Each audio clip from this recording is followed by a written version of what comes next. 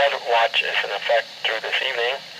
The National Weather Service of Brownsville has issued a flash flood watch for a portion of Deep South Texas, including the following areas: Brooks, coastal Cameron, coastal Willacy, Hidalgo, inland Cameron, inland Willacy, Jim Hogg, Kennedy, Star, and Zapata. Through this evening, 2 to 4 inches of rainfall will be possible with isolated higher amounts of 5 inches. Flash flooding could lead to water covering roadways and intersections, making travel very dangerous.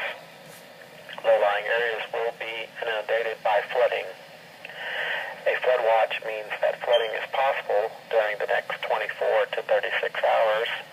Residents living in flood-prone areas should take action to protect property.